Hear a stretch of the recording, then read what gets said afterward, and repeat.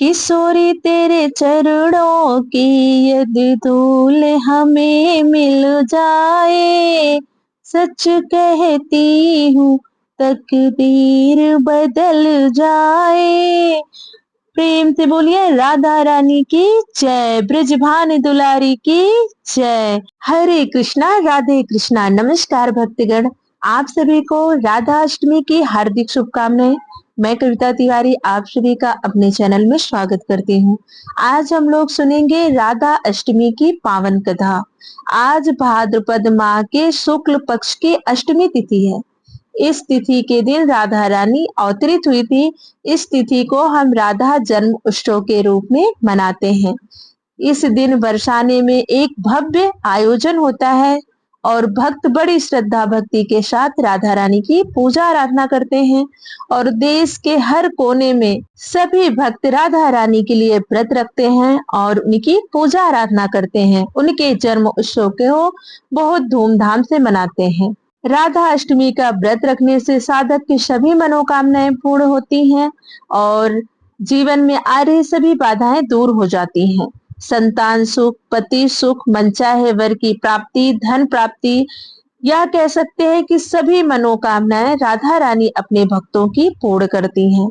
श्री कृष्ण जन्म अष्टमी के 15 दिन बाद राधा रानी का जन्म उत्सव मनाया जाता है, यानी 15 दिन बाद राधा रानी अवतरित हुई थी। तो अगर हम श्री कृष्ण के भक्त हैं तो हम राधा रानी की पूजा अवश्य करते हैं, क्योंकि कहते हैं कि श्री कृष्ण एक राधा नाम से भी प्रसन्न हो जाते हैं। तो आइए आज हम सुनते हैं राधा अष्टमी की पावन कथा, लेकिन उससे पहले सुनेंगे राधा रानी की एक बहुत ही रोचक कहानी। तो चलिए मन में राधा रानी के चरण कमलों का स्मरण करते हुए सुनते हैं राधा अष्टमी की पावन कथा। एक बार प्रेम से बोलिए राधा रानी की जय, ब्रजभानु दुलारी की जय। द्वापर युग में वेदों और शास्त्रों के महान ज्ञाता ऋषि कहोड़ और माता सुजाता के पुत्र का नाम ऋषि अष्टवक्र था। ऋषि अष्टवक्र अपनी माता के गर्भ में ही अपने पिता ऋषि कहोड़ द्वारा शास्त्रों और वेदों का ज्ञान सुनते थे, लेकिन उन्हें शास्त्रों का ज्ञान सही नहीं लगता था। इसलिए ऋषि अष्टवक्र ने अपनी माता के गर्भ के अंदर से ही अपने पिता से कहा कि शास्त्रों में ज्ञान नहीं है, ज्ञान तो हमारी अंतरात्मा में होता है। हम सभी सत्य को बाहर खोजते हैं, जबकि सत्य तो हमारे अंदर है। शास्त्र तो केवल शब्दों और वाक्यों का समूह है। अपने ही पुत्र से शास्त्र विरोधी बात सुनने पर ऋषि कहोड़ को बहुत क्रोध आया और उन्होंने गर्भ में पल रही अपनी ही संतान को श्राप दिया कि जो अभी तक अजन्मा है, यानी जिसने अभी तक जन्म नहीं लिया, जिसने अपनी माता के गर्भ से मेरे शास्त्र ज्ञान को चुनौती दी, वह जन्म लेने के बाद क्या करेगा। इसलिए आज मैं तुम्हें श्राप देता हूँ कि जन्म के बाद उसका शरीर 8 अंगों से टेढ़ा होगा। इसी श्राप के कारण ऋषि अष्टवक्र 8 अंगों से टेढ़े थे। ऋषि अष्टवक्र के 8 टेढ़े अंगों के कारण लोग उन्हें देखकर उनका मजाक बनाया करते थे और उन पर हंसते थे। क्रोध में आकर ऋषि अष्टवक्र लोगों को श्राप दे दिया करते थे। एक बार ऋषि अष्टवक्र बरसाना आए थे, तब सभी बरसानावासी उनके दर्शन करने पहुंचे, जिनमें से कई बरसानावासी ऋषि अष्टवक्र के टेढ़े अंगों को देखकर हंसने लगे। ऋषि अष्टवक्र उन सभी को पत्थर में बदल जाने का श्राप दे दिए। राधा रानी ऋषि अष्टवक्र के दर्शन के लिए पहुंची तो राधा रानी ऋषि अष्टवक्र को देखकर मंद मंद मुस्कुराने लगी। ऋषि अष्टवक्र अपने क्रोध में आकर राधा रानी को श्राप देने ही वाले थे कि श्री कृष्ण ने ऋषि अष्टवक्र से अनुरोध किया कि वह एक बार राधा रानी से मुस्कुराने की वजह तो जाने। तब राधा रानी ने ऋषि अष्टवक्र से कहा कि वह ऋषि अष्टवक्र के टेढ़े अंगों को देखकर नहीं मुस्कुराई, बल्कि आनंद की अनुभूति के कारण मुस्कुरा रही हैं, क्योंकि उन्हें तो ऋषि अष्टवक्र को देखकर श्री कृष्ण की छवि और परमात्मा के दर्शन जैसी अनुभूति हुई है। इसलिए प्रेम और सम्मान में ऋषि अष्टवक्र को देखकर राधा रानी मुस्कुरा रही थी। इतना सुनकर ऋषि अष्टवक्र बहुत प्रसन्न हुए और राधा रानी को आजीवन किशोरी बने रहने का वरदान दिया। साथ ही अन्य गांव वालों को भी श्राप मुक्त कर दिया। इसी कारण राधा रानी को किशोरी जी कहकर संबोधित किया जाता है और राधा रानी हमेशा किशोरी अवस्था में रहती है। प्रेम से बोलिए राधा रानी की जय, बाके बिहारी लाल की जय। आइए अब सुनते हैं राधा अष्टमी की पावन कथा। पौराणिक कथाओं के अनुसार देवी राधा का जन्म किसी साधारण मानव के गर्भ से नहीं हुआ था, बल्कि वे ब्रजभानु जी की तपोभूमि से प्रकट हुई थी। ब्रह्म वैवर्त पुराण में राधा रानी के जन्म की एक पवित्र कथा है। पौराणिक मान्यताओं के अनुसार ऐसा कहा जाता है कि राधा श्री कृष्ण के साथ गोलोक में वास करती थी। एक बार जब राधा गोलोक में नहीं थी, श्री कृष्ण अपनी एक सखी विराजा के साथ विहार कर रहे थे। जब राधा जी को इस बात का पता चला तो वह अत्यंत क्रोधित हो गई और तुरंत श्री कृष्ण के पास पहुंचकर उन्हें उलाहना देने लगी। श्री कृष्ण के मित्र श्री दामा को राधा जी का यह क्रोध सहन नहीं हुआ और उन्होंने राधा को पृथ्वी पर जन्म लेने का श्राप दे दिया। इस घटना से विराजा इतनी व्यथित हो गई कि वे नदी रूप धारण कर गोलोक में प्रस्थान कर गई। राधा जी ने भी क्रोधित होकर श्री दामा को राक्षस कुल में जन्म लेने का श्राप दे दिया। इस श्राप के कारण श्री दामा ने शंखचूड़ नाम के राक्षस के रूप में जन्म लिया, जो बाद में भगवान विष्णु के परम भक्त बने। राधा जी के श्राप के कारण उन्हें भी पृथ्वी पर जन्म लेना पड़ा। भगवान श्री कृष्ण ने उन्हें बताया कि वे ब्रजभानु जी की और उनकी पत्नी देवी कीर्ति की पुत्री के रूप में जन्म लेंगी। वहीं पृथ्वी पर राधा जी का विवाह रायाण नामक एक वैश्य से होगा, जो वास्तव में श्री कृष्ण का अंश अवतार होगा।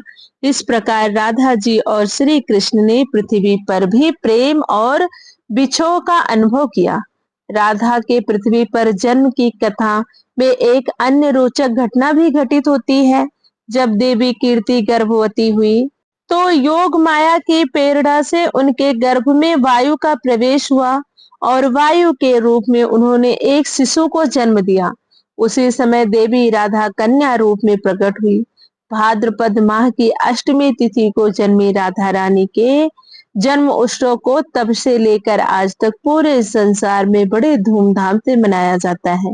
प्रेम से बोलिए राधा रानी की जय। राधा रानी के जन्म से जुड़ी एक पौराणिक कथा के अनुसार एक दिन ब्रजभानु जी को एक तालाब में कमल के फूल के बीच एक नन्ही कन्या लेटी हुई मिली। वो उस छोटी बच्ची को वहां अकेले नहीं छोड़ना चाहते थे, इसलिए उसे लेकर अपने घर आ गए। राधा जी को वो घर तो ले आए, लेकिन वो आंखें नहीं खोल रही थी। माना जाता है कि राधा जी जन्म के बाद सबसे पहले कृष्ण जी को देखना चाहती थी, इसलिए दूसरों के लाख कोशिश के बावजूद भी उन्होंने तब तक आंखें नहीं खोली जब तक बाल्य अवस्था में उनकी मुलाकात कृष्ण जी से नहीं हुई। कहते हैं कृष्ण जी को जब राधा रानी ने पहली बार देखा तभी उन्होंने अपनी आंखें खोली। एक बार ब्रजभानु जी, जिन्हें राधा रानी के पिता के रूप में लोग जानते हैं, यज्ञ के लिए भूमि साफ कर रहे थे। उसी दौरान धरती की कोख से राधा रानी उन्हें बच्चे के रूप में प्राप्त हुई। कहते हैं कि जिस प्रकार से द्वापर युग में भगवान विष्णु ने कृष्ण अवतार लिया था, उसी प्रकार लक्ष्मी माता ने राधा रानी के रूप में जन्म लिया था। कहते हैं जिस दिन राधा रानी ब्रजभानु जी को मिली थी वो अष्टमी तिथि थी, इसीलिए इस दिन को राधा अष्टमी के रूप में मनाया जाने लगा। आज के दिन राधा रानी के साथ ही कृष्ण जी की भी पूजा अर्चना करने का विशेष महत्व है। तो एक बार प्रेम से बोलिए राधा रानी की जय, बाके बिहारी लाल की जय। आइए अब जान लेते हैं राधा रानी की पूजा कैसे की जाएगी। पूजन की सरल विधि। सुबह उठे, स्नान आदि करके व्रत का संकल्प ले। दोपहर में भगवान कृष्ण और राधा रानी की विधिवत पूजा करें। इसके लिए पूजन स्थल की साफ सफाई कर गंगा जल से शुद्ध करें और 5 रंग का मंडप बनाकर ध्वजा, पुष्पमाला, वस्त्र, पताका, तोरण आदि से उसे सजाएं। मंडप के भीतर खोटस दल के आकार पर कमल यंत्र बनाएं और उस कमल के मध्य में दिव्य आसन पर श्री राधा कृष्ण की युगल मूर्ति पश्चिमाभिमुख यानी पश्चिम की तरफ जिसका मुख हो स्थापित करें। सपरिवार पूजा करें। राधा रानी और कृष्ण जी को धूप, दीप, फल, फूल, अगरबत्ती, मिठाई अर्पित करें, उनकी स्तुति करें और राधा रानी की आरती गाएं। एक माला ओम ह्रीं श्री राधिकाय नमः मंत्र का जाप करें। दिन में हरि चर्चा करें और रात में नाम सा कीर्तन करें यानी राधा नाम का कीर्तन करें। अगर संभव हो तो आस पड़ोस के लोगों को भी बुलाकर करें। एक समय फलाहार कर मंदिर में दीपदान अवश्य करें। अगर आपके आसपास राधा जी का मंदिर हो तो आप राधा रानी का दर्शन अवश्य करें। एक बात का विशेष ध्यान रखें कि राधा रानी के साथ साथ भगवान श्री कृष्ण की पूजा अवश्य करें। कभी कभी हम यह गलती कर बैठते हैं कि राधा अष्टमी है तो सिर्फ हम राधा जी की पूजा करते हैं। नहीं, राधा जी की पूजा बिना कृष्ण भगवान के अधूरी मानी जाती है। इसलिए जब भी मूर्ति स्थापित करें तो उसमें भगवान श्री कृष्ण अवश्य हो।